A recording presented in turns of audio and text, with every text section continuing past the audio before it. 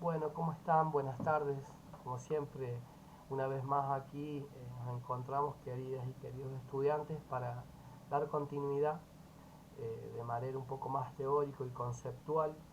eh, a la clase de Pedagogía Especial para los profesorados del UNVIME. Estaría bueno empezar diciendo que para hacer cierto tipo de aclaraciones generales, y en esto parece una recurrencia, digamos, como frase hecha, pero en realidad es muy importante desde el punto de vista de la acepción, de la concepción, de cómo miramos a la práctica educativa inclusiva y a la práctica pedagógica específica, eh, porque cuando hablamos mucho de especial, digo yo, se pierde el sentido, vamos a decir, anclado en la especificidad de la necesidad en nuestra práctica para la formación, ¿no? Es decir, yo digo de nuevo de manera grosera para que se intente comprender por qué es importante hablar de pedagogías específicas y de diferenciar bien, como lo hicimos en la clase anterior, entre educación, que es una mirada conceptual mucho más amplia, mucho más macro, de sistema educativo, de sistema social, de sistema político, cuando hablamos o miramos a la educación especial como práctica social. Y por otro lado, que es lo que a nosotros nos interesa enfocarnos un poco más, digo un poco más porque es de manera pedagógica y didáctica más instrumental, que ustedes pueden llevarse como herramienta algunos conocimientos para su práctica. Es de esta cuestión de entender la pedagogía específica dentro de un mundo de la educación especial, ¿no? Pero centrada mucho más, decimos nosotros, en el aula, en la práctica pedagógica, en la enseñanza, vamos a decir, en la intencionalidad de la enseñanza cuerpo a cuerpo con nuestros estudiantes y buscar estrategias diversas para poder llegar eh, con nuestras intencionalidades, poder, vamos a decir, lograr que haya efectivamente una enseñanza y que haya un aprendizaje. Y cuando digo esto, lo digo de parte tanto del docente como del estudiante, que el docente pueda enseñar, aprender enseñando pedagogías específicas, vamos a decir, direccionadas, pensadas, adecuadas, enfocadas en las necesidades específicas y particulares de las personas, de los sujetos de la educación específica, de la educación especial que llegan a las aulas de la escuela hoy, ¿no? Es decir, entender que cuando hablamos de educación especial hablamos de una mirada eh, amplia y constitutiva, digamos, de lo que significa el panorama en general, tanto en el plano de la dimensión educativa, mirando al sistema educativo, a sus prácticas y saberes y conocimientos que lleva adelante frente a este emergente que viene siendo la educación especial en las escuelas comunes de nivel primario e inicial, está bien, tanto como de la dimensión cultural, entenderlo como una semilla que se siembra todos los días, eh, porque si hay algo que viene a interpelar y a modificar, a transformar las prácticas educativas, es la cultura que se siembra, vamos a decir, día a día en nuestras aulas eh, de los niveles en los que estamos trabajando y para los que ustedes tienen que formarse. Es decir, la dimensión política, la dimensión cultural, la dimensión social, el enfoque de derecho, y es por eso que es importante entender que nosotros tenemos que prepararnos para poder enseñar en el aula, pedagógicamente hablando, a niños y niñas con necesidades específicas, pero no tenemos que perder de vista esa mirada integral, panorámica, que hace el posicionamiento ético y político, vamos a decir, a este enfoque de derecho que se pretende siempre ratificar, que se pretende todo el tiempo legitimar con fundamentos humanos, con fundamentos filosóficos. Entonces, en ese sentido, es importante empezar haciendo esta distinción, ¿no? Conceptualmente hablando. En ese sentido, y para hacer un paréntesis, por las preocupaciones que han manifestado los compañeros y compañeras en nuestro grupo de comunicación sincrónica, antes de arrancar con las apoyaturas visuales, primero, darle la bienvenida a la profe Amanda, que ya está con nosotros. Hola, profe, buenas tardes. Le damos la bienvenida, como siempre. Hola, buenas tardes a todos. Y por otra parte, gracias, profe, eh, decir, Hola, profe. ¿Cómo decirles estamos? que no hay que preocuparse por esta condición en la que vienen inscriptos en el listado del SIU. ¿Está bien? Eso necesitaba aclararlo. Si bien ya he hecho la consulta a alumnos, porque me pasó lo mismo en otras materias, nos ha pasado lo mismo, digamos, en otros espacios curriculares, los listados del SIU guaraní han venido eh, con inscripciones en condición de regular y en condición de promocional. Yo digo dos cosas respecto a esto, o es un problema del sistema, eh, o hay alguna correlatividad que ustedes no han podido, vamos a decir, considerar cuando se fueron a inscribir en pedagogía especial, no han tenido aprobadas tal vez alguna que otra materia. Y si la han tenido, quédense tranquilos y tranquilas, porque en realidad lo importante para nosotros es que vengan inscritos en el sistema, porque es un problema después a final de cuatrimestre si nosotros no chequeamos que vengan inscritos, cargarle la nota. Es decir, estamos esperando la respuesta del sistema alumno, porque ya hice la consulta esta mañana y quedaron, digamos, de decirme el detalle,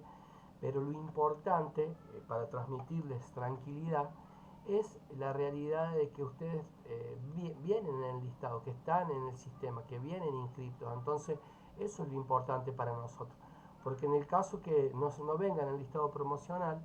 y solamente aparezcan al fin de cuatrimestre como para promocionar, para regularizar, nosotros les vamos a pedir, como hemos hecho siempre, para resarcir y subsanar esta situación, es que se inscriban en la primera mesa luego de finalizado el cursado de la materia, ¿no? Y ahí nosotros podemos, vamos a decir, colocarle su calificación, básicamente, como lo hemos resuelto también en alguna otra oportunidad y los que nos ha permitido el sistema. Entonces, vamos a esperar la respuesta. Yo me comprometo a avisarles, como lo he hecho con otros estudiantes en el grupo de comunicación, y concretamente transmitirles esta tranquilidad que tanto les preocupaba. Lo importante es que vengan inscriptos. A mí me interesa que nos digan a los profes, profe, yo no vengo en el listado de inscriptos. Ahí activamos los mecanismos para poder llevar, digamos, el pedido al sistema alumnos y bueno, que ustedes ya vengan en el listado. No se olviden también, para completar, digamos, este punto, que el 19 de septiembre es la última fecha, digamos, donde ustedes se pueden inscribir. Es decir, está abierta la inscripción a los espacios curriculares hasta el 19 de septiembre mismo. Así que dicho esto, quédense tranquilos y tranquilas eh, y con algún problema que llegue a surgir lo vamos a arreglar de la manera que lo hemos hecho siempre, pero bueno, en principio esperar la respuesta del sistema alumno para que nos indique si hay que preocuparse o no. Yo quiero que se queden tranquilos y tranquilas, que no va a haber ningún problema al respecto, ¿no? Sí, repito, para ya terminar con esto, por favor, que nos avisen si alguien no viene inscrito concretamente en el listado, ya sea de primario o de inicial. Así que dicho esto, gracias por la escucha. No sé si queda alguna duda, pueden ir diciéndolo, escribiéndolo en el chat, ahí nos vamos conversando. Yo quisiera ya retomar un poco esta primer gran parte, que es importante porque tiene que ver con las formas que concebimos y legitimamos las miradas sobre la educación especial, sobre la pedagogía específica en el sistema educativo hoy.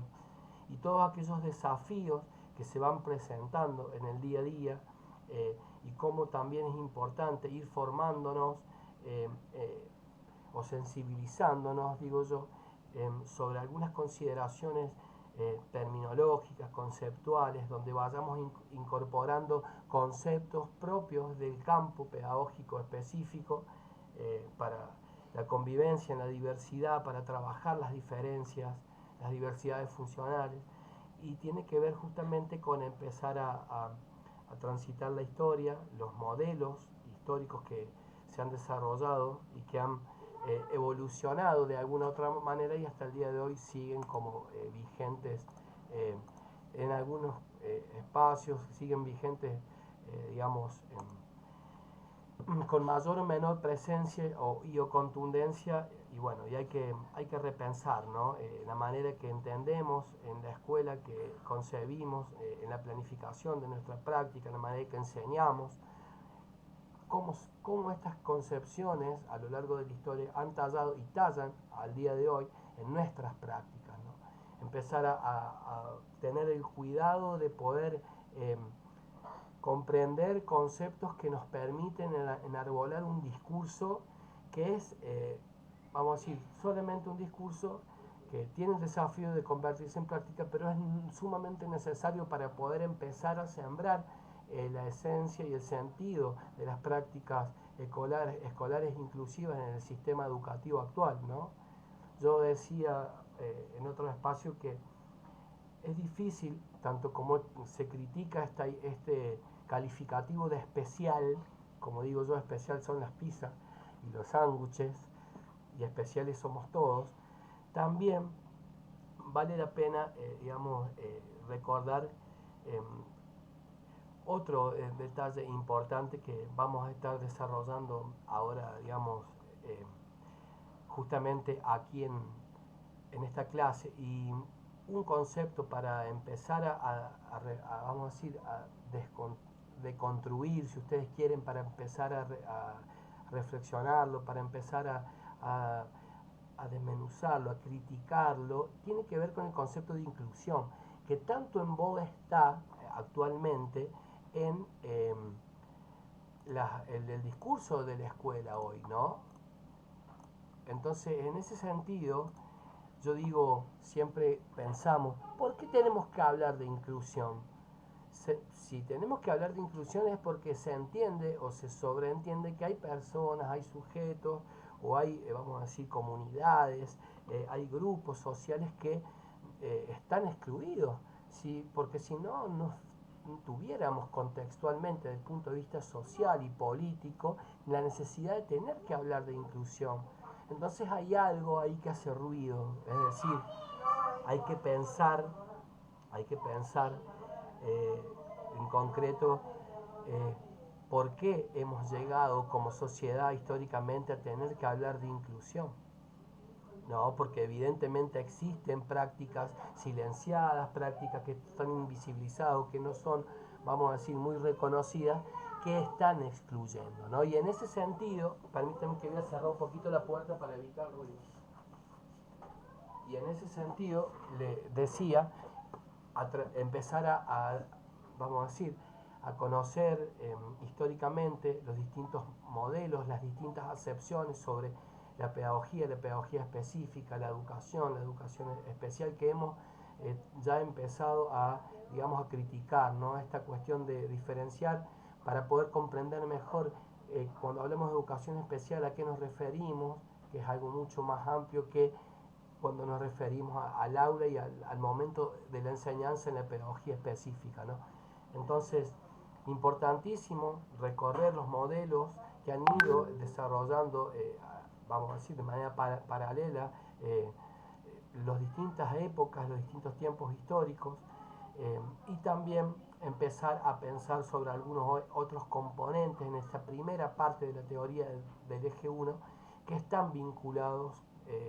a la realidad de la educación especial, de las prácticas pedagógicas específicas en la escuela hoy. Nosotros habíamos hablado en clase rápidamente de este concepto de la epistemología, de cómo se le ha legitimado a lo largo de la historia filosóficamente el concepto de especial, el concepto de educación especial y justamente cómo se han revelado, cómo han surgido diversas formas de entenderla humanamente, cómo las distintas sociedades de la historia han reconocido estos conceptos, estas ideas y por ende, ¿no? qué tipo de prácticas nos han permitido desarrollar, ¿no? En la epistemología, recuerdan ustedes, lo hablamos bien en clase, se encarga de analizar y legitimar los conocimientos, ¿no? Las bases y los supuestos conceptuales que subyacen en las concepciones, que vamos a decir son como una especie de preconceptos que sostienen los posicionamientos éticos y políticos de los docentes y de los sistemas educativos, ¿no? Es decir, hay que tener en claro que cuando yo me posiciono como docente frente a una situación, ¿no?, hipotética, de inclusión escolar dentro de un aula, también es importante decir que va sostenida, ¿no?, por aquellos supuestos que mi matriz de, digamos, de aprendizaje como docente sostiene, fundamenta. Si yo voy a entender a la inclusión educativa como una mera integración, o voy a entender a la inclusión educativa dentro de una práctica educativa escolar de convivencia en la diversidad dentro del sistema educativo, o si simplemente pienso de que hay estudiantes que no deben estar directamente compartiendo los espacios comunes, ¿no? Permítanme que voy a hacer ingreso acá, alguien que me está pidiendo admisión. Entonces todos estos posicionamientos que ustedes van construyendo como futuros maestros y maestras tienen sus basamentos conceptuales en estas epistemologías de la educación especial, de la pedagogía específica, por decirlo de alguna manera, ¿no? Y a medida que han evolucionado en el tiempo, al comprender estas transformaciones, como decíamos en clase, podemos en la antigüedad mirar o a poder comprender, porque no lo vamos a compartir nunca, de que una persona que llegaba a una familia con discapacidad, un sujeto, digamos, con diferencias, o mejor dicho, un sujeto de la pedagogía específica, con diversidad funcional, llegaba a una familia y se entendía como un error de la naturaleza, como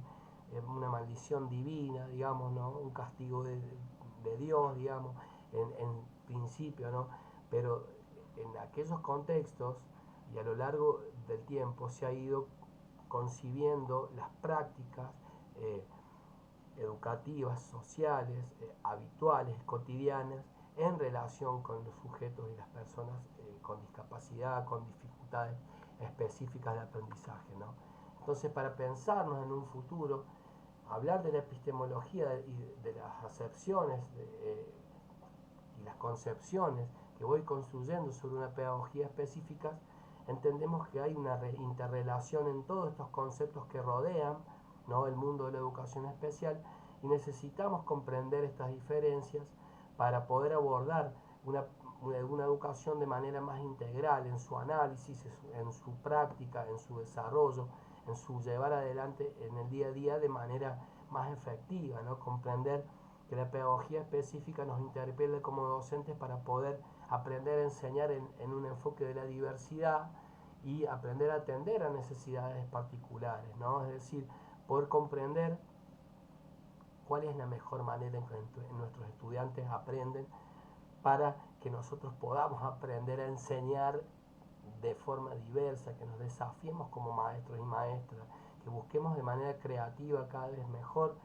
de qué manera poder llegar a este estudiante y que pueda desarrollar, vamos a decir,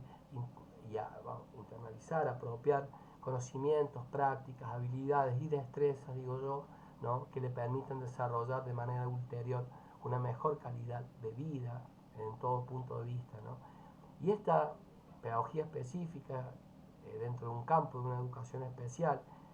se basa de manera interdisciplinar en la mirada de distintas disciplinas, es decir, es un campo pedagógico específico interdisciplinar. No se podría entender nunca la pedagogía específica, la pedagogía especial de la práctica, tanto en el aula como en la mirada macro del sistema educativo, una pedagogía específica sin considerar la psicología, sin considerar el posicionamiento filosófico en el que yo como docente aprecio o desprecio a la diversidad como una riqueza, como un elemento que enriquece la práctica educativa, cómo pensar la pedagogía específica desde la antropología, es decir, culturalmente cómo las comunidades practican vamos a decir, estos hábitos de inclusión a nivel institucional, a nivel de la comunidad, de sus organizaciones políticas, de sus normativas, todo lo que tiene que ver con la cultura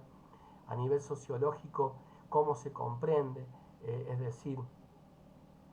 si hay circuitos o divisiones sociales, educativas o del trabajo, miradas desde la sociología sobre la educación específica. ¿Cuál es el circuito sociológico, por decir rápidamente, de los sujetos con educación, vamos a decir, de los sujetos con necesidades específicas que buscan cotidianamente incorporarse cada vez más de manera inclusiva a la educación común, ¿no? Por decir entre comillas, a la educación obligatoria, ¿no? También entenderlo desde un desarrollo biológico, porque se trabaja, digo, como docentes con seres humanos, con cuerpos vivos, digamos, ¿no? Con personas. También, ¿por qué no?, desde una mirada de la salud, ¿no? De manera interdisciplinar, ya que decíamos en clase que el dispositivo que desarrollan para el abordaje y la intervención las escuelas son todos diferentes porque son todos incipientes. No hay un modelo como política educativa de Estado que rija, o que mejor dicho que regule, para usar palabras más propias, una manera de trabajar dentro de la escuela. Sí, se habla de inclusión, se habla de crear ajustes razonables, de planes pedagógicos individuales, pero trabajar prácticas inclusivas escolares en el sistema educativo es mucho más que eso. Es justamente poder articular el trabajo de la planificación para la intervención pedagógica con los maestros especiales que están ingresando al sistema educativo, que cada vez son más, con los directivos de esa escuela, con el profesor que van a ser ustedes, que está a cargo o no, digamos, de ese grupo clase, con las terapias alternativas o de apoyo para ser más propicio, digamos, en términos, para hablar con los terapeutas, para trabajar con la familia, que es un elemento súper importante, que cada vez más se va haciendo objeto de trabajo y de gestión pedagógica de la enseñanza en el aula de los maestros, que van a ser ustedes en el nivel inicial. O sea, le estamos colocando, sí, una realidad más a la mochila de trabajo y a la responsabilidad de poder aprender a enseñar en la diversidad, que muchos le tienen miedo, que muchos le escapan, que muchos por ahí se asustan por desconocimiento. Pero digo, creo que cuando nos empezamos a formar en estos saberes, en estos conocimientos, y llevamos adelante ciertas prácticas que vayan dejando la semilla día a día, vamos a lograr construir escuelas inclusivas de acuerdo justamente al desarrollo interdisciplinar que se produzca dentro de esos dispositivos de abordaje que la escuela está buscando constituir hoy como un gran desafío a futuro, ¿no? Entonces, implica también esta complementación, esta cooperación entre disciplinas, eh, el objeto de conocimiento para el docente, es decir, que el docente reconozca la necesidad de complementar una mirada, vamos a decir, interdisciplinar e integral, ¿no? Para poder entender mejor el fenómeno de la pedagogía específica, de las personas con discapacidad en la escuela, por ejemplo, ¿no? Y también decir eh, que vamos a decir, estos dispositivos que va construyendo día a día la escuela en sus desafíos cotidianos, con los recursos humanos que tienen, con las herramientas que la política educativa le brinda, con la normativa como enfoque, digamos, social y de derecho, va logrando justamente objetivos comunes, es decir, que estos distintos elementos de trabajo, equipos, de intercambio entre las terapias, entre la familia, entre los maestros en la escuela, se van logrando elaborar objetivos comunes como desafíos pedagógicos a trabajar con estos sujetos, con estos niños y niñas, digamos, con necesidades específicas, ¿no? Y es en ese sentido que la pedagogía especial como práctica educativa no está subordinada a otras disciplinas, tiene su autonomía, tiene su, vamos a decir, tierra fértil propia para poder mirar de manera más integral y holística lo que significa la práctica en la pedagogía específica en la escuela. Es decir, la pedagogía específica está buscando su estatus epistemológico propio de manera interdisciplinar, ¿no? Se ha convertido en la actualidad y como ha empezado a emerger en la actualidad, a interpelar a la realidad educativa, a las prácticas en las escuelas, los docentes en su formación como inicial, digo, ¿no? Prepararse para trabajar con esta realidad en la escuela, ha promovido, ha permitido, ha posibilitado que la pedagogía específica sea una necesidad de formación, ¿no? En el campo de la educación en la actualidad. Y es en ese sentido que va haciendo sus propias armas, va construyendo su estatus epistemológico, va cada vez más consolidando sus prácticas, sus maneras, digamos, de trabajar tanto la formación docente, como estamos haciendo ahora, preparar a maestros y maestras para trabajar con estas realidades, con estos contenidos y conocimientos, y a la vez hace un trabajo de esfuerzo paralelo construyendo sus dispositivos como prácticas educativas escolares inclusivas, como el gran desafío interdisciplinar que tiene la escuela hoy. ¿Está bien? Es un grandísimo desafío porque todo esto no está, vamos a decir,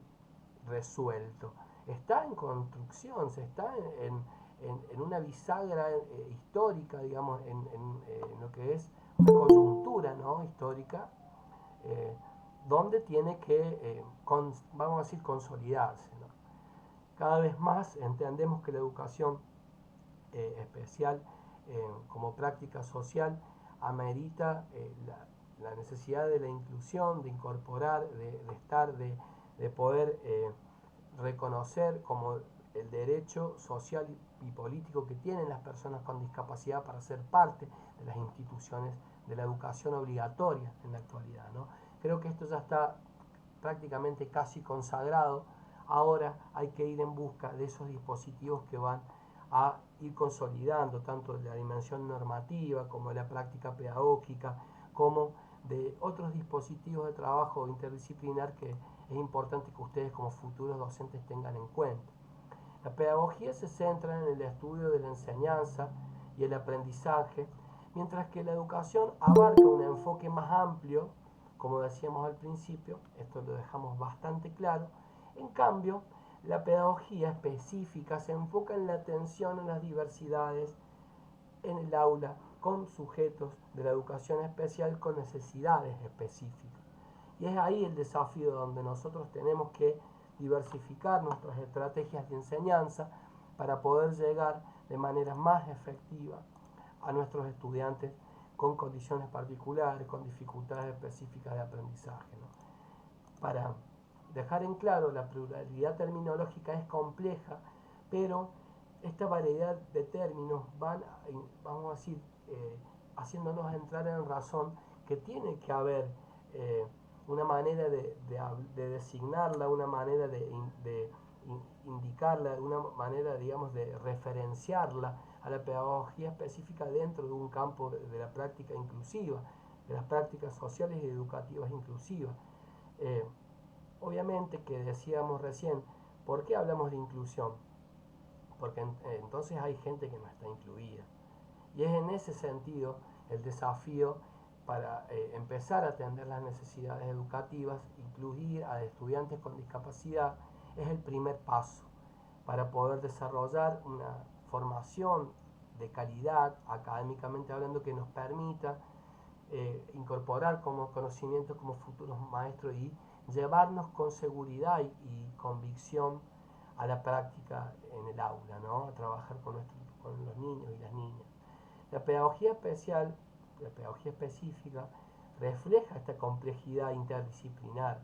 y la evolución del campo en la educación a lo largo del tiempo, como hemos dicho, los distintos modelos que vienen a abrevar, que muchos de ellos lamentablemente todavía siguen vigentes, ya vamos a ver de qué se trata, pero dejar en claro que la pedagogía especial, como pedagogía específica en sí misma, como forma de enseñar y de aprender de manera específica, no se basa en las ciencias naturales, en una mirada, digamos, del método científico. Su objeto de estudio no puede ser siempre verificable, evaluable, comprobable según los estándares científicos de las ciencias naturales, de las ciencias exactas. Trabajamos con seres humanos, apelamos a la epistemología de las ciencias sociales. No se puede decir 2 más 2 es 4 o medir la inteligencia con un test de manera concreta para poder verificar si es posible trabajar con este niño o esta niña que tiene un diagnóstico específico, ¿no? Es el gran desafío de decirle no al techo, ¿no? La identificación del sujeto de la educación especial es crucial para nosotros poder garantizar la adecuada atención como maestro y el apoyo a las necesidades específicas, a esas necesidades particulares que muchas veces se traducen en talentos de nuestros estudiantes. Como decíamos en clase, es importante de saber que un maestro en clase, una maestra en su entorno de grupo de aula, no siempre termina enseñando de manera específica o exclusiva el contenido conceptual. No, aprendemos muchas cosas en el aula, aprendemos a compartir, a interactuar, vamos a decir, a respetarnos, a escucharnos, vamos a decir, a darnos lugar, a aprender a pensar, a intercambiar, muchas veces a debatir, más allá de lo que se enseña conceptualmente. Y es en esta riqueza de lo que atraviesa el aula, en la cantidad de situaciones de enseñanza y aprendizaje que se dan de manera transversal, que es la necesidad de reflexionar sobre la capacidad de ser sujeto, ¿no? Nuestros como docentes y también pensando en nuestros estudiantes, ¿no? Es decir, la capacidad del docente de decir no al techo del diagnóstico que me quiere condicionar a que yo no pueda, no tenga la intención de seguir justamente esforzándome, buscando alternativas, intentando con otros recursos, diversificando más las estrategias didácticas para poder llegar con un mensaje, digamos, a nuestros estudiantes en el aula, ¿no? Es decir, tenemos que ponernos en el compromiso muchas veces de decir, no, yo no voy a permitir que me diga que no se puede enseñar a este estudiante porque tiene un techo X, ¿está bien? Entonces cada vez que las personas se alejan de esta idea de naturalizar la estadía, digamos, la trayectoria del sujeto de la educación especial específica en el aula y no se preocupan por tratar de llegar con su propuesta de enseñanza, se estereotipan, naturalizan y lamentablemente reproducen la exclusión pedagógica dentro del grupo aula, ¿no? Entonces es importante considerar lo que plantea la autora Pérez de Lara y decir no al techo del diagnóstico y esencialmente seguir intentando para poder entender las necesidades específicas, los talentos que nuestro estudiante o donde nuestro estudiante puede canalizar muchos conocimientos a trabajar como contenido de enseñanza en el aula, ¿no? Entonces, si nosotros tenemos esa capacidad de decir no y oponernos a la negación, ¿no? Es decir, negar sanamente los límites que ese certificado único de discapacidad muchas veces nos quiere limitar, ¿no? En un abrazo, en una escucha, en un diálogo, en una interacción que reconozca al sujeto como persona integral, como digno de derechos socialmente hablando y también desde el punto de vista político, es decir, acuérdense que hablábamos en clase esto de la importancia del posicionamiento político y ético del docente frente a la discapacidad, ¿no? Entonces decir esto es importante porque es la primera, vamos a decir, el primer condimento, la primera condición para poder enarbolar, desarrollar procesos de desarrollo pedagógico que vayan justamente abriendo la puerta de la escuela y del aula y no cerrándola a esa persona con la dificultad específica de aprendizaje que llega con su diversidad a nuestra aula, ¿no? Y aprovechar esa diversidad para poder enseñar, desafiarnos a enseñar mejor, a enseñar de manera justamente más diversa, más creativa, de forma, digamos,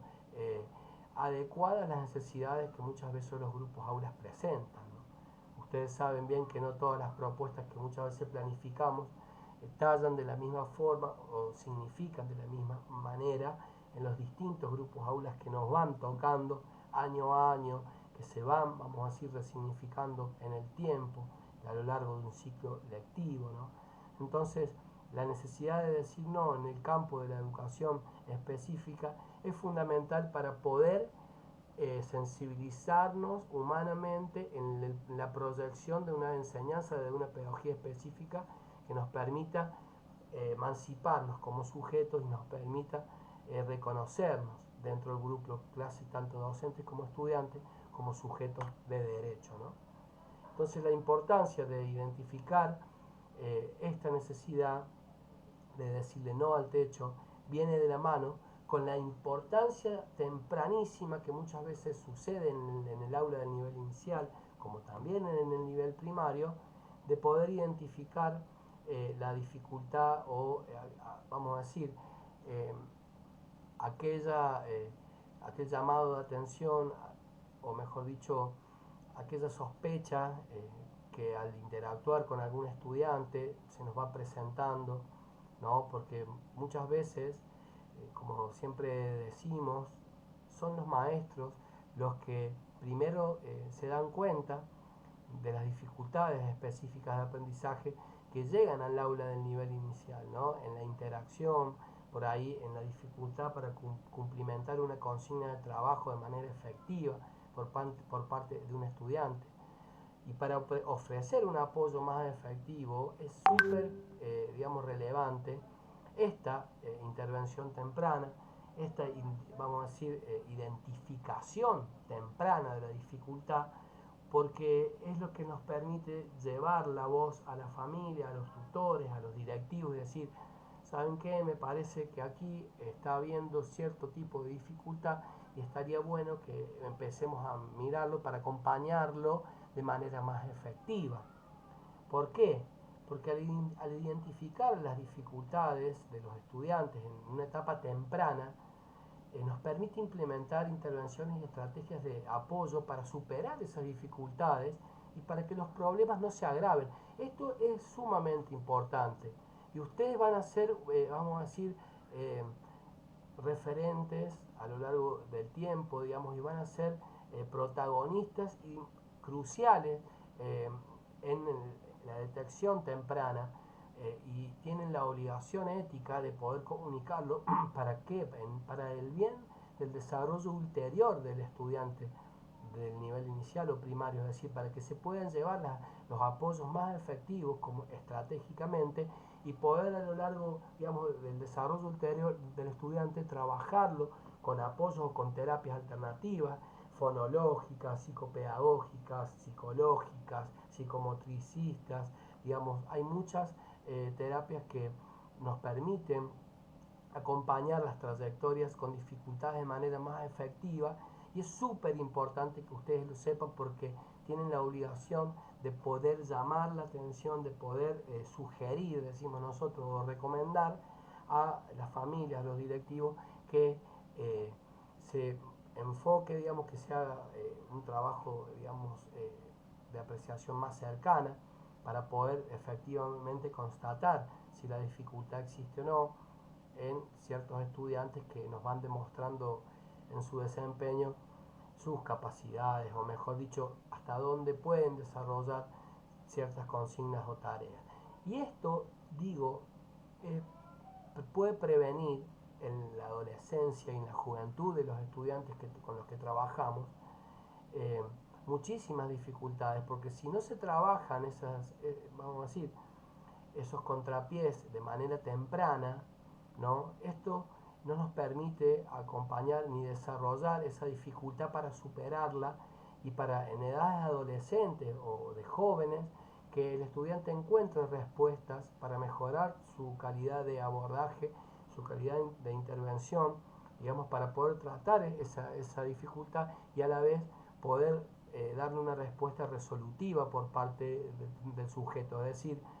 prevenir con identificación temprana de las dificultades son súper importantes porque les permiten a las familias elaborar dispositivos de acompañamiento que en un futuro no muy lejano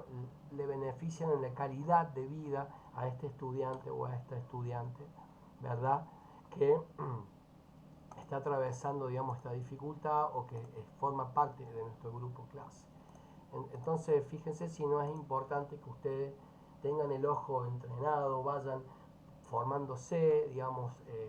ya vamos a ver cuáles son muchas veces más adelante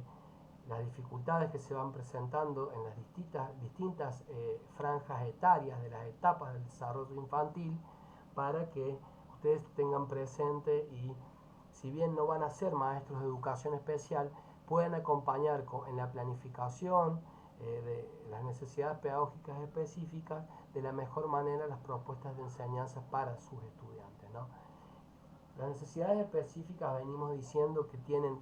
sumamente relevancia y deben ser abordadas de manera particular para poder atender esa dificultad y para poder intentar superarla en el desarrollo integral de la vida de esta persona que recae con discapacidad o que se ve atravesada por alguna condición particular o que presenta una dificultad específica de aprendizaje. ¿Está bien? Entonces, las discapacidades pueden afectar a las personas de manera muy diversa. Podemos ver, digamos, cómo llegan al aula con el, vamos a decir, el amplio mapa, por decir rápidamente, de distintos tipos de dificultades, ¿no? Personas con hipoacusia, personas con discapacidad motora, con discapacidad visual, con neurodivergencias, ¿no? Entonces, en ese sentido es importante que nosotros conozcamos estas realidades porque cada vez se van incrementando, ¿no? Y porque también, repito, sirve al docente para acompañar en la sugerencia de recomendar, intervenir con interconsultas, con recomendar, vamos a decir, el asesoramiento de especialistas profesionales del campo de la salud que concretamente ayuden a poder, digamos,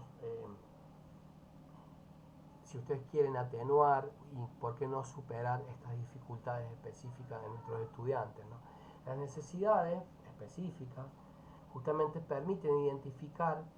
cuáles son los apoyos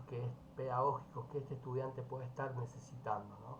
Para poder acceder o también al mismo ritmo del desarrollo, participar en las actividades con sus compañeros.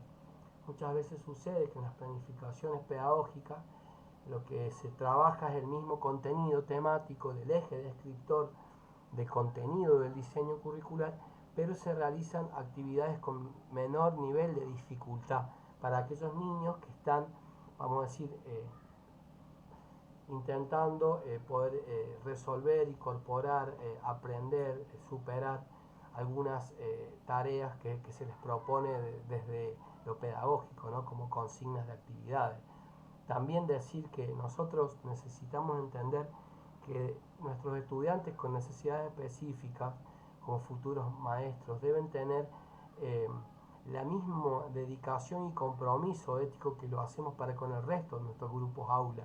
de nuestros estudiantes que componen ese grupo. Es decir, poder asegurar que todos los estudiantes equitativamente se vean en la posibilidad de recibir una propuesta que esté a la altura de sus necesidades, básicamente, ¿no? Para poder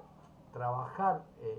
este trampolín de igualdad de oportunidades que muchas veces es la escuela, para posibilitar trayectos inclusivos y para prevenir la exclusión, digamos, estructural, digo yo, ¿no? En la escuela primaria, es decir, para abandonar esas prácticas ya que son, digamos,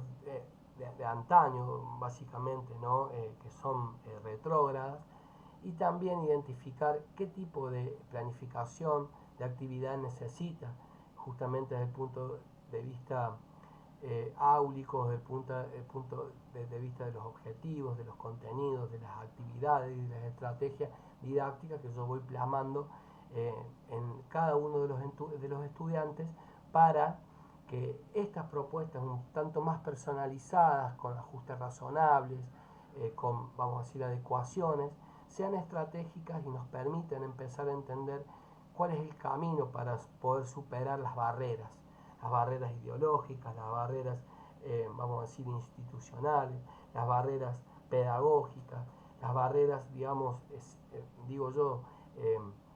del imaginario, ¿no? Social, que muchas veces con prejuicio miran o conciben la educación especial o la pedagogía especial en la escuela común. Y también decir de la necesidad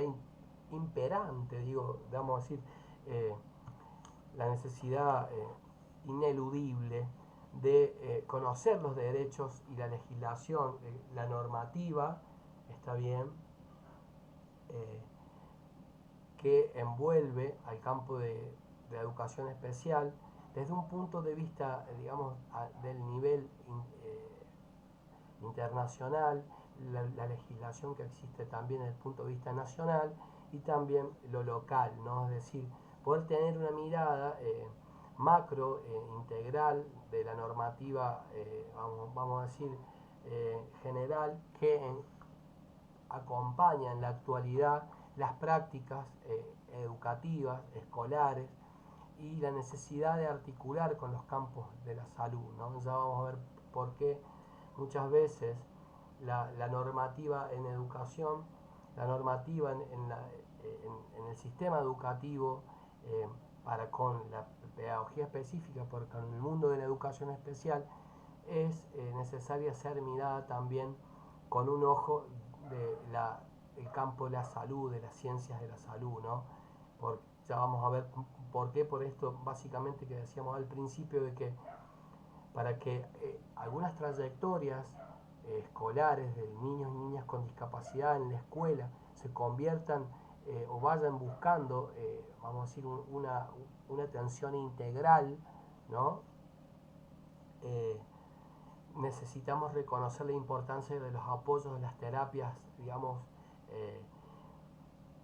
interdisciplinarmente hablando, que van acompañando el trabajo pedagógico de la clase, ¿no? Esta necesidad de tener objetivos comunes en la comunicación fonológica, fonoaudiológica, en las terapias psicológicas, de conocer los avances y los desarrollos que tienen nuestros estudiantes con sus terapeutas para poder ir trabajando objetivos comunes,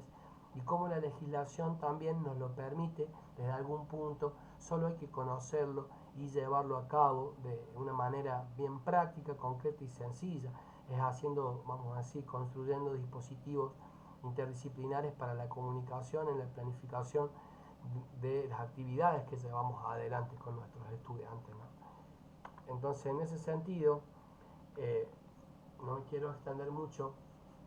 porque digo, no quiero cansarles, y para que tengamos también la oportunidad de mirar también eh, la actualidad, la coyuntura, digamos, de la realidad educativa que está viviendo la educación especial hoy en la escuela, como la parte, digamos, más eh, transversal de lo que es toda la materia, pero decía, tratar de limitarnos en esta primera oportunidad a, vamos a decir, recuperar, retomar, reconocer, mirar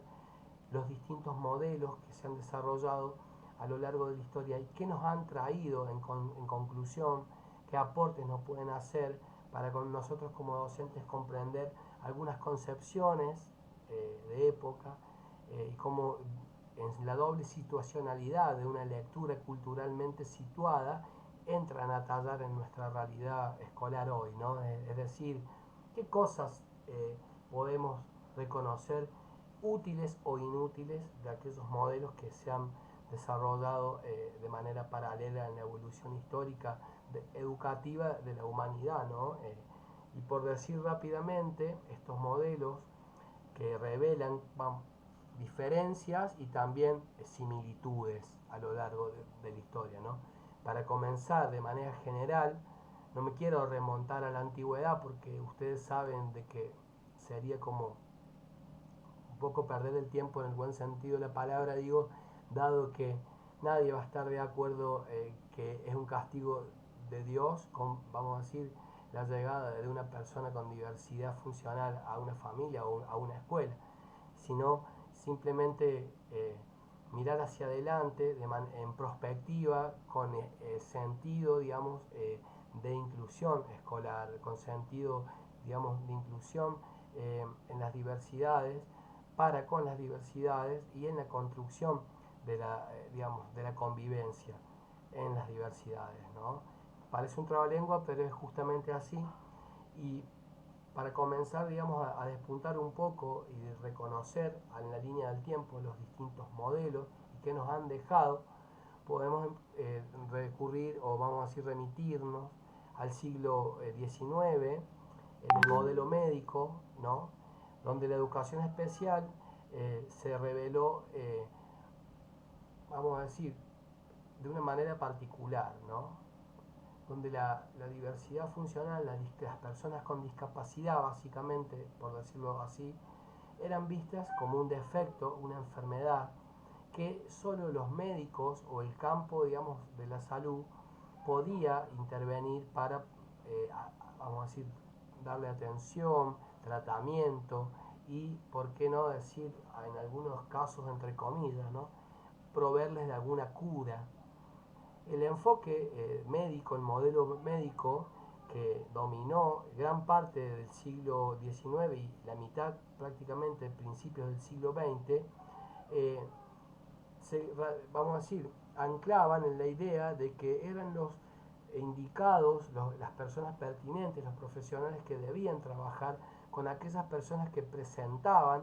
ciertas, vamos a decir, discapacidades y diferencias o diversidades, dado que en ese sentido eran los indicados, eran los únicos que podían rehabilitar a una persona que presentaba educativamente alguna dificultad o se consideraba, vamos a decir, aislado, se consideraba apartado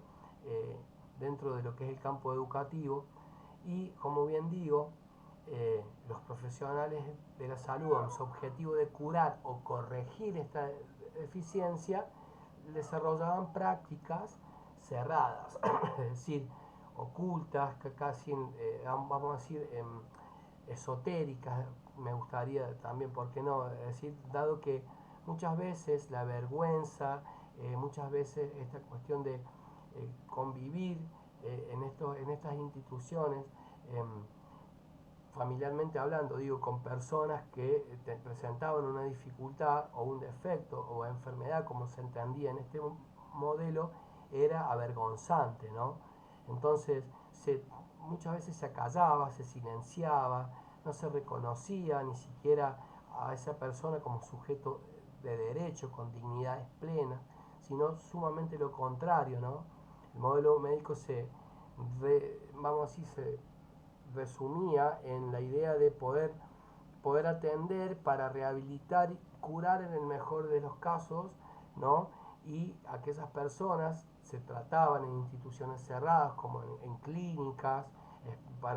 de la salud mental o clínicas para personas con alguna dificultad o alguna discapacidad específica, ¿no? Y estas personas,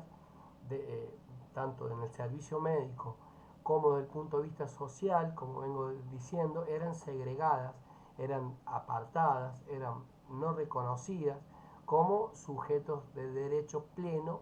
en el campo de lo político, en el campo de lo social, para hacer práctica de las actividades institucionales comunes y normales, ¿no? Es decir, estaban, digo yo, escondidos, ¿no? Los escondían prácticamente porque eran la vergüenza social o familiar de algunas personas que no lograban entender que la necesidad de poder trabajar no solamente desde el punto de vista biológico o médico con una persona que presenta una dificultad o una discapacidad es sumamente importante atribuirle esta mirada de reconocimiento como persona, ciudadano de derecho, que tiene también en ese enfoque de derecho el deber y la posibilidad abierta de poder educarse en un contexto sociales mucho más inclusivos, transitar o realizar trayectos, digamos, escolares en escuelas comunes, entre comillas, digo, pero en sí, acá estaba la atención, enfermos, discapacitados, segregados, apartados, contra incluidos, vamos a decir, no, saludables, normales, porque justamente si podemos hacer en este modelo una fuerte tensión, es decir, la normalidad por este circuito social, institucional, mirado solamente y abordado en la intervención solamente por personal de la salud, por el modelo médico, y por este otro un circuito selectivo de personas comunes, de personas normales, de personas que puedan transitar, digamos, de manera libre su plena ciudadanía como sujeto de derecho y por eso mismo eh, ser ciudadanos, vamos a decir, del mundo sin limitante alguna, ¿no? Por decirlo de forma general. Entonces vemos que este modelo, aparte de ser selectivo, básicamente miraba, digo yo, a la persona con discapacidad como un enfermo, ¿no? Que debía ser atendido y apartado de la realidad social cotidiana. Luego del desarrollo de la primera mitad, valga decir que todavía muchos profesionales de la salud como de la educación siguen anclados en el modelo médico. Tengan cuidado, porque forma parte del desafío de la actualidad cambiar esta mirada y esta concepción. Yo me he encontrado muchas veces, de manera lamentable, en escuelas con maestras que piensan que ese niño tiene que ser atendido por profesionales de la salud y que nunca va a aprender nada, que va solamente a jugar y a compartir a la escuela. Y esta es justamente la idea que nosotros no queremos transmitir, sino lo contrario, queremos que ustedes entiendan, digamos, con compromiso, que todos los niños y niñas que llegan a la escuela, más allá de su condición, deben ser atendidos en sus necesidades específicas y deben ustedes hacer el esfuerzo por eh, elaborar, construir propuestas de enseñanzas que atiendan a sus necesidades. ¿Está bien? Luego de esta tensión, de ir de a poquito abandonando el modelo médico, porque muchos profesionales de la salud también piensan de que muchas veces las dificultades deben ser solamente atendidas o específicamente atendidas por terapeutas y no en la escuela, cuando en realidad dijimos que el tratamiento integral para la trayectoria de una persona con dificultades o con discapacidad es integral, es interdisciplinario. Entonces es muy importante que ustedes reconozcan este detalle y sepan que todavía hay muchos y muchas personas en el campo de la salud como en el campo de la educación que siguen reproduciendo prácticas educativas y prácticas de atención, terapias que remontan al modelo médico porque siguen segregando, siguen, vamos a decir, negando, siguen ocultando y siguen sin entender que lo importante es que los discapacitados y las discapacitadas transiten espacios institucionales comunes del cotidiano como cualquier buen hijo de vecino, ¿no? Luego del siglo XX, o a la mitad del siglo XX, empieza a aparecer, yo lo digo de manera más resumida, aprovecho un paréntesis rápido para que ustedes recuerden que deben leer la bibliografía, ¿está bien? Les pedimos por favor que, como son grupos numerosos, que se distribuyan la tarea, que miren los distintos autores y que vayan clasificando históricamente los modelos en el buen sentido de la palabra, que vayan reconociendo cuáles son las características en la concepción de la educación especial históricamente que nos ha dejado cada uno de los modelos y para que no solamente los reconozcan, sino para que los consideren como un cuidado, tanto en los términos que utilizamos, en las prácticas que realizamos, en las maneras en que entendemos nuestras obligaciones como maestros y maestras con personas y educandos que son sujetos de derecho y de, vamos a decir, vitalidad plena dentro de lo que es sobre todo la escuela y el aula de la escuela a nivel inicial y primario, ¿no? También no dejando algunas prácticas atrás, sino compartiendo muchas características del modelo médico, llega el modelo de la prescindencia, que tiene muchas características comunes con el modelo médico. La segregación, la prescindencia, es decir, no necesitamos a este tipo de personas dentro de los circuitos normales, digo entre comillas, del desarrollo integral social del ciudadano en las distintas organizaciones e instituciones del medio. No necesitamos a las personas con necesidades educativas específicas, ¿no? Es decir, esto plantea el paradigma de la prescindencia, plantea la exclusión de personas. Por eso el colador. Vamos a colar, este sí, este no, este cumple con el patrón, vamos a decir, cumple con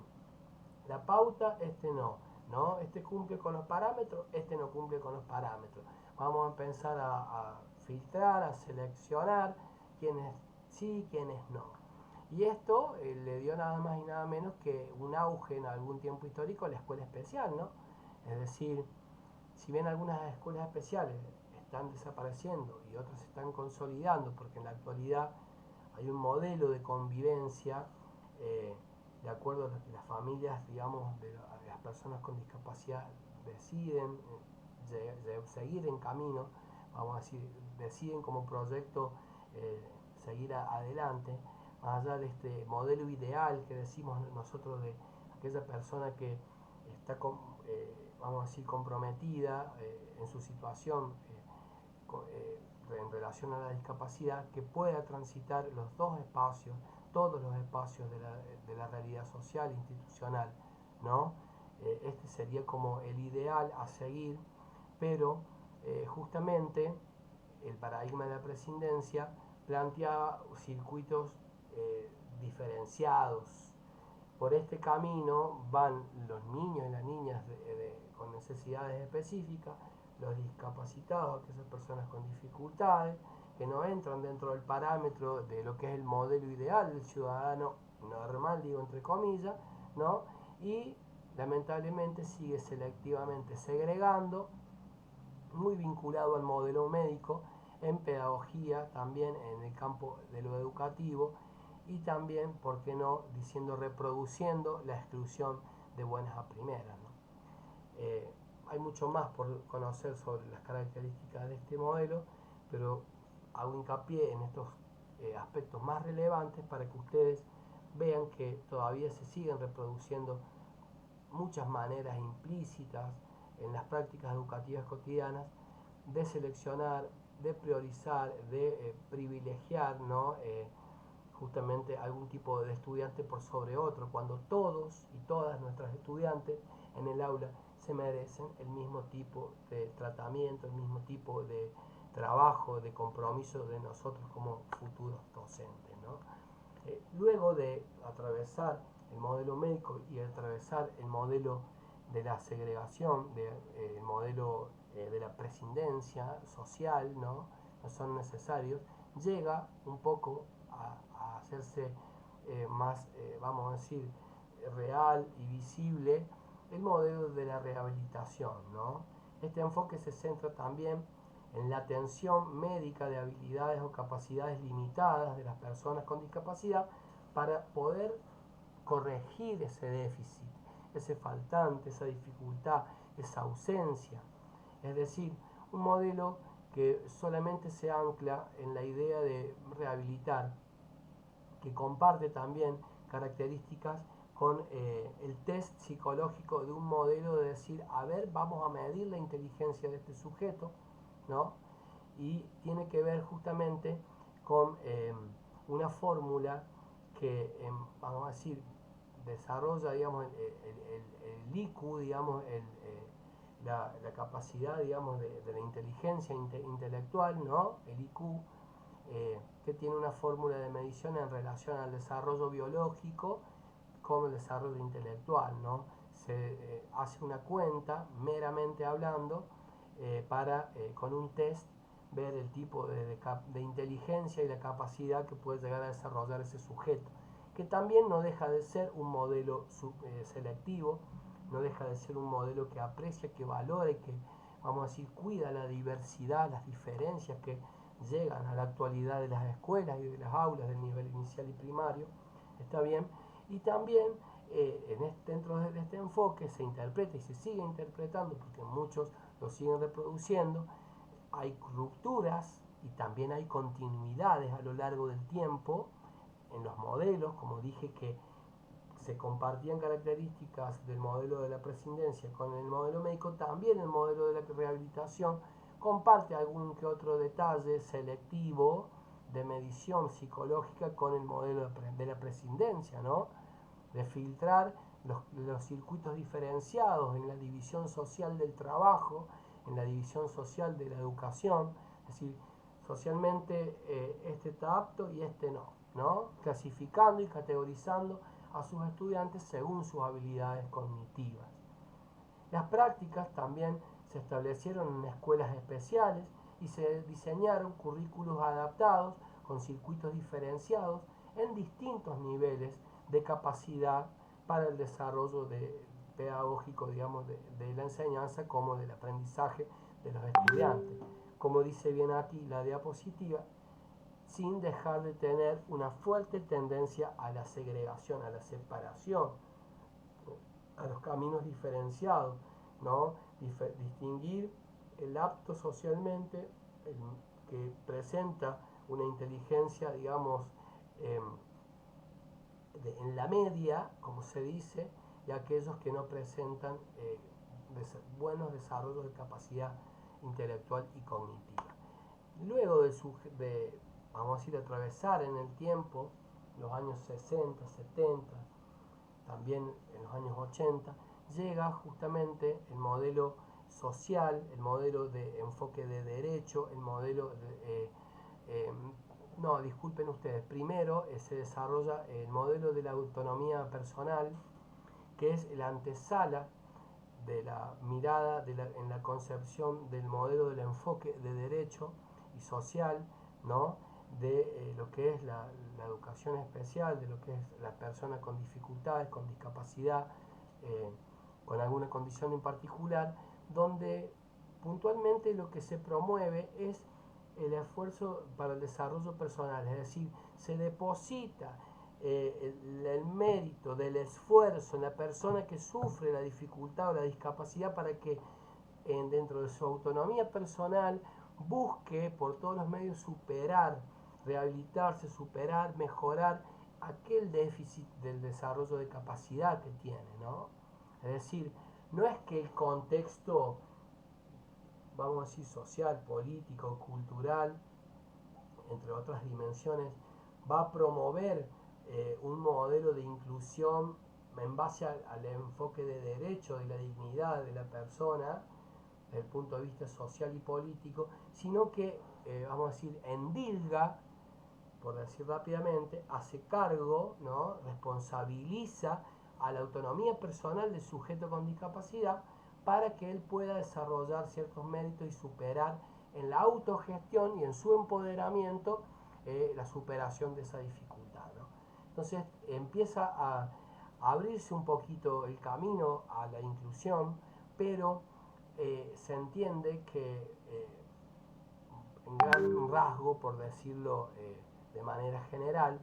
la responsabilidad en este caso está depositada no en la sociedad ni en las estructuras políticas, jurídicas, educativas, de la política justamente educativa, sino que está más bien anclado en la responsabilidad de la persona, en la autonomía personal, dice este modelo. Es el discapacitado o la discapacitada quien tiene que hacer el esfuerzo para desarrollar, dejando claramente así una característica de modelo de integración, pero no de inclusión. Ya vamos a ver por qué. El modelo de la autonomía personal se ancla y se sostiene en la integración educativa, social, pero no la inclusión. Y hay una pequeña gran diferencia conceptual aquí, que es importante que ustedes entiendan. Y cuando hablamos de integración, se pretende de que sea el estudiante que frente a su autonomía personal desarrolle una incorporación en los distintos espacios, en las aulas, en las instituciones, en las organizaciones que vamos a decir en las que participa, pero que esté, vamos a decir, eh, sobre sus espaldas el esfuerzo por la capacidad de superarse. Es decir, es el sujeto el que se debe integrar al sistema y no el sistema posibilitar espacios, posibilitar desde las políticas educativas, desde las políticas, digamos, integrales, espacios de inclusión. Se entiende que hay inclusión cuando es el contexto social, como lo dice Pilar Arnaiz Sánchez en su texto, es el contexto el que debe ser inclusivo. Si se pretende incluir, haciendo hincapié en la autonomía personal, con suerte se está logrando una integración del sujeto al sistema, a la sociedad, a la comunidad, a las instituciones. Entonces se entiende de que cuando hay una integración se interpela a la obligación de la autonomía del sujeto, y cuando hay una práctica de inclusión, vamos a decir real, genuina, es el contexto y la, vamos a decir, la institución, en este caso educativa, la que genera los distintos dispositivos, genera las distintas herramientas, tanto pedagógicas como humanas, para poder atender las personas con necesidades educativas específicas. Este punto, para entenderlo, es importante porque no hay que confundir autonomía personal con modelo social o con modelo de derecho, digo yo. Y este enfoque de la autonomía personal se centra en la discapacidad como un fenómeno social y no solo médico. Es decir, que este modelo argumenta justamente, por eso es la antesala del modelo de derecho, que la discapacidad surge de la interacción entre las personas y un entorno que no tiene diseñado las barreras, digamos, para la eliminación de la discriminación en todos sus aspectos, en todas sus dimensiones, en todos sus espacios sociales, institucionales, en las organizaciones, culturalmente hablando. Es decir, el sistema no está preparado políticamente para albergar la inclusión de personas con diferencias funcionales, con discapacidad.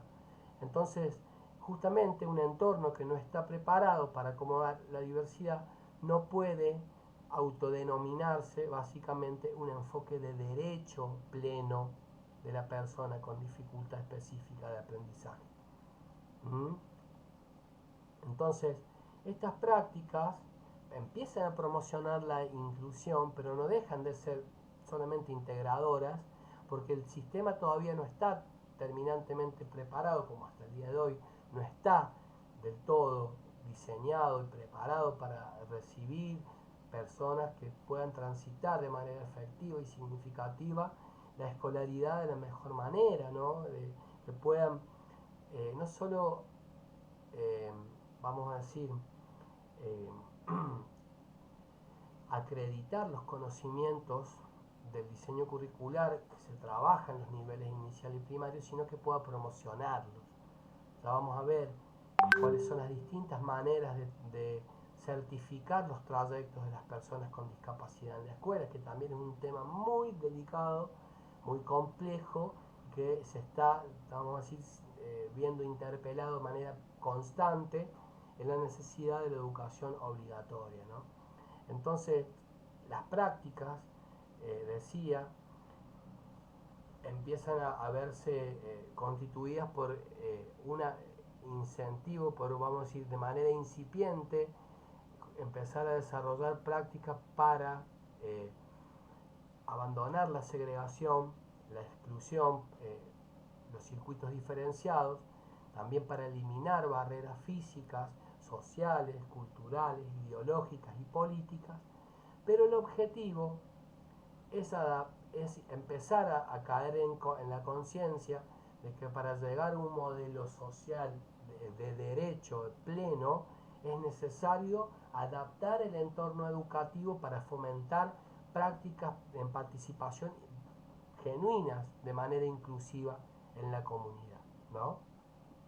Que no es lo mismo que hablar de la integración de una persona que de la inclusión de un sujeto con necesidades educativas específicas a un contexto que está realmente preparado para eso. Así, cuando hablamos de inclusión, hablamos de un contexto que está preparándose o que busca interpelarse para poder mejorar este dispositivo, digamos, de tratamiento. Y cuando hablamos de integración, interpelamos solamente a aquel sujeto que llega a la escuela con discapacidad para que se pueda adaptar a la escuela y no a la escuela al sujeto. Esto es importante de tenerlo presente porque muchas veces se confunden los términos y pensamos que cuando hablamos de integración hablamos de inclusión y no es lo mismo. No sé si abrieron el micro ahí. Ya terminamos, quédense tranquilos que no voy a extenderme mucho más, pero para empezar a colocar los cimientos de esta construcción conceptual que necesitan como herramienta intuitiva y básica para poder pensar la pedagogía y la educación especial en la escuela hoy es necesario, ¿no? Es necesario también contarles esta historia y ya con esto voy a ir terminando para que no se aburran. Históricamente, en el modelo social, se empezó a pensar en una coyuntura, digamos, no muy lejana a nuestra actualidad, en que el concepto de discapacidad era un despectivo y era, vamos a decir, eh, preponderantemente negativo porque hacía hincapié en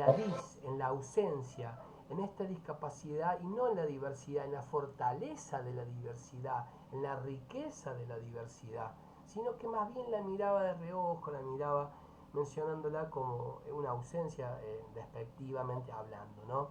En el 2017 hubo un congreso, yo siempre lo cuento porque esto me lo contó una persona que participó de este congreso, que es mi maestra de educación especial, la profesora Iris Sánchez. Hola, Sí, trae aquí acá. avisen que está el micrófono abierto ahí, tengan cuidado. Se llevó adelante un congreso que fue, vamos a decir, llevado a cabo por académicos, pensadores, intelectuales, escritores del campo de la educación especial, donde ellos se discutían este concepto de la discapacidad y a ellos tampoco les gustaba esta idea de hablar de discapacidad, ¿no? Entonces empezaron a debatir y empezaron a buscar alternativas para definir, para poder conceptualmente tener una referencia y un concepto alternativo al de este de discapacidad, que hacía hincapié en lo que faltaba y no en lo bueno que tiene esa diversidad de la persona que presenta la discapacidad, y encontraron este concepto de diversidad funcional, que es propiamente un enfoque, digamos, o mejor dicho, una manera, eh, una idea, una categoría que viene bien de la mano para poder trabajar con un enfoque inclusivo, ¿no? Donde se reconocen las diferentes capacidades, pero como potenciales, y también se reconocen las distintas necesidades de los estudiantes, pero como talentos, como para garantizar su desarrollo integral, ¿no? Y en el tiempo sucedió que este concepto en el discurso era muy, digamos, interesante, venía vamos a decir, a entrar de manera muy aceitada lo que es el corpus conceptual que se viene construyendo en torno a la historia de la educación especial, de la pedagogía específica, que este término de la diversidad funcional, acuñado por este español, José Sánchez, él básicamente nos dice que todos somos diversos funcionales en algún punto, que todos tenemos maneras distintas de aprender, de enseñar, distintas habilidades, distintos talentos. Y este concepto se desarrolló como una alternativa al término de discapacidad, como bien les venía contando en el marco de este congreso, con el objetivo de encontrar y enfocar la atención en la variabilidad de las capacidades humanas, ¿no? Como talentos y potenciales y en la necesidad de adaptar los entornos a las prácticas para incluir a todas las personas y dejar de hablar de discapacidad porque es un concepto, vamos a decir, que sonaba feo e impertinente, como digo bien, despectivo, independientemente de las diferencias funcionales. Es decir, mirar la mitad del vaso lleno, porque todos somos diversos funcionales y si tuviéramos que aprender algo que nos cuesta, nos costaría, al igual que una persona que viene con alguna discapacidad o convive con alguna discapacidad o con alguna, vamos a decir, dificultad específica del aprendizaje, se desafía y intenta ejercitar para poder aprender, ¿no? Es decir, con sencillas palabras, todos tenemos distintos talentos y eh, potenciales de aprendizaje, seamos o no discapacitados, básicamente. Lo que sucedió es que este concepto, hay un micrófono abierto por ahí, si lo pueden apagar, por favor, les agradezco, ya concluimos la clase. A ver. Bueno, vamos a ver quién es Antonella Sosa, por favor, silenciar los micros, porfa. Ya terminamos, les doy la palabra y seguimos. Ya. Es importante. Sido por goteo. Claro, cada 15 minutos era. Bueno, riego por goteo. Ahí pasa, y la Avísenme, tierra se Antonella, filtra el agua. tiene el micrófono abierto. Bueno, sigo. Es muy importantísimo de entender porque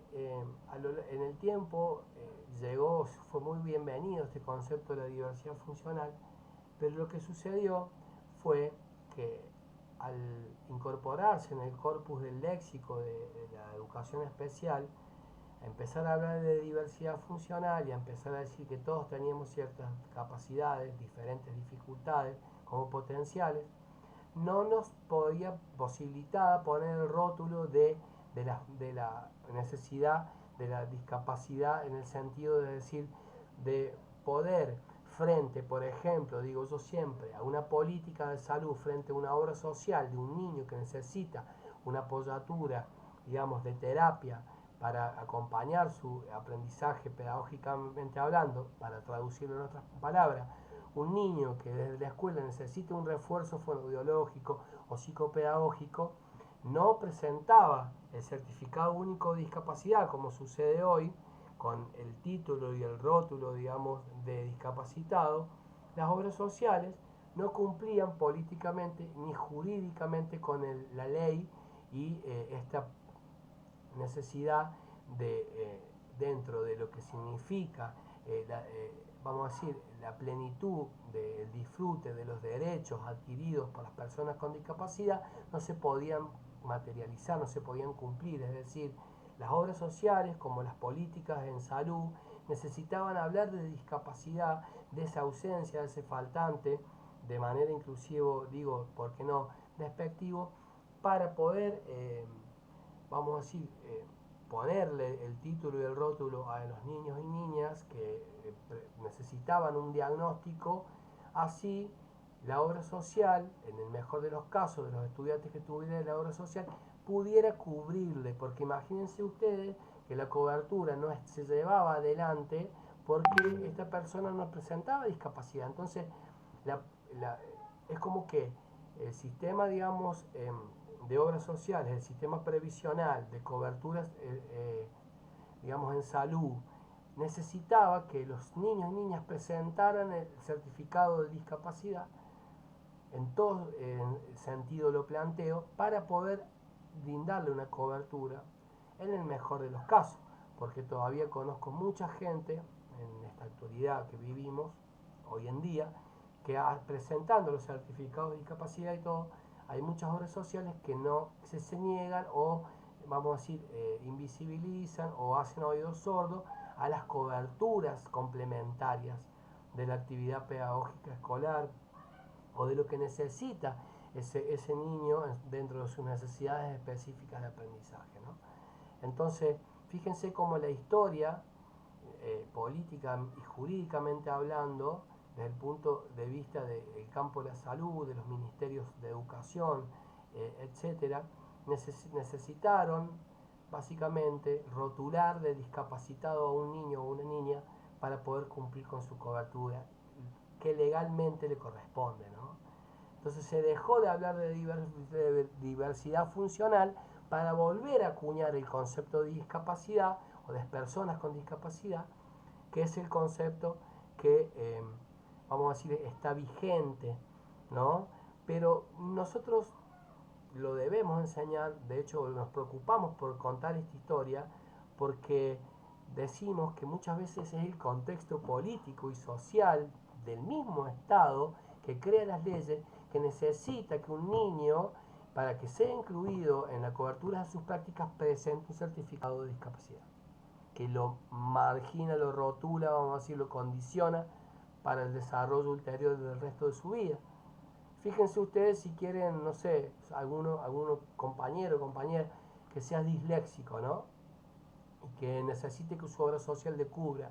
Digo, pensando, vamos a decir, eh, ahora ya en este momento un ejemplo cualquiera, ¿no? Y que necesite presentar ese papel en la obra social y que se van a autodefinir como discapacitados con un certificado único para poder conseguir que la obra social les cubra al 100% la cobertura de la fonoaudióloga o de la psicóloga para darle tratamiento y ustedes poder superar esta dificultad. Lo digo como pregunta que dejo en el aire picando también, para que vean cómo es el mismo sistema el que necesita no hablar de diversidad funcional, sino de discapacidad, para rotular a los niños y a las niñas que llegan al sistema educativo y encontrar apoyos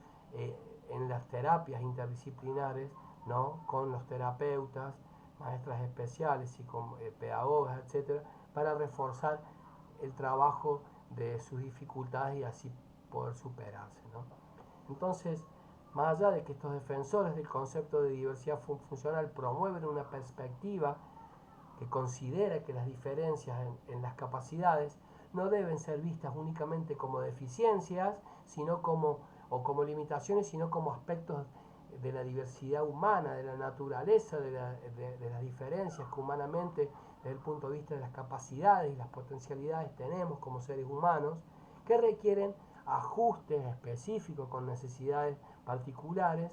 para que en el entorno se permitiese una participación de los estudiantes plena e igualitaria, nos devuelven, vamos a decir, al tiempo atrás en la necesidad de tener que volver a acuñar el término de discapacidad, ¿no? Pero esta no es la esencia que nosotros queremos dejar como mensaje o transmitir, sino por el contrario,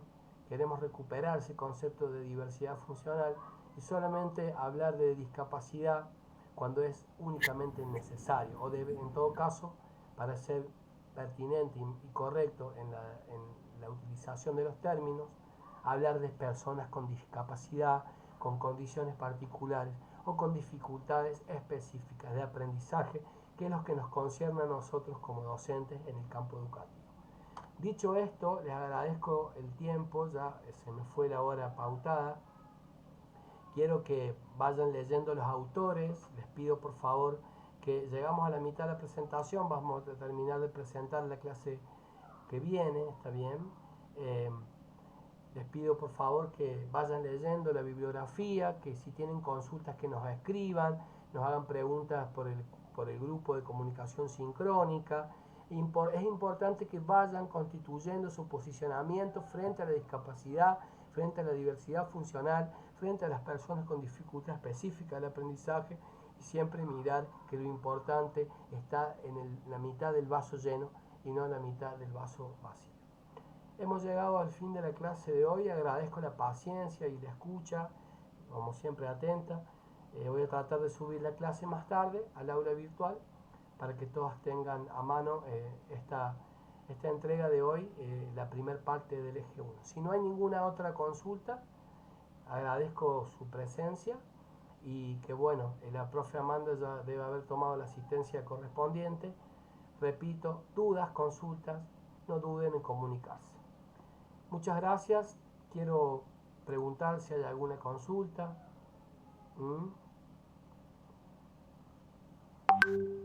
¿Hay alguna consulta por ahí? Yo sé que esta parte, digamos, de la materia es densa es por ahí un poco enredada, con términos nuevos, para poder incorporar a nuestro lenguaje, ¿no? A nuestro léxico, como futuros y futuras docentes, pero es primordial porque nos permite mirar y sostener una base, digamos, conceptual para poder leer críticamente la realidad educativa de la pedagogía específica hoy. El link de asistencia, no sé si la profe lo habrá colocado acá o habrá tomado asistencia, no sé. Acá no hay ningún link de asistencia, así que seguramente debe haber tomado asistencia con el Meet. Vieron que acá hay una herramienta para tomar asistencia. Así que bueno, muchas gracias por su escucha. Comprométanse con la elaboración del trabajo práctico 1, que van a tener que también presentarlo en algún momento, en alguna clase virtual, intercambiar algún grupo, digamos, su producción, cuáles han sido, digamos, los contenidos, los conocimientos que más han tallado, que más han sido significativos en esta nueva búsqueda, digamos, en este nuevo trayecto que es empezar a bucear por las aguas de la educación inclusiva en el nivel inicial y en el nivel primario. Así que dicho esto, gracias por su atención. Nos encontramos el miércoles próximo en clase presencial para terminar con la primera parte del eje 1 y para hacer... no pongan sus datos, yo aprieto un botón y ya se me descarga la asistencia aquí. Quédense tranquilos. Muchas gracias por su escucha y los espero, nos encontramos, les esperamos en la próxima clase el miércoles siguiente. Vamos a seguir con la teoría y vamos a tratar de hacer una actividad lúdica, digamos, y recreativa para que no se ponga aburrido. Más tarde le subo la clase al aula, la grabación. Chau, chau. Sí, Tania, te escucho, que has pedido la palabra.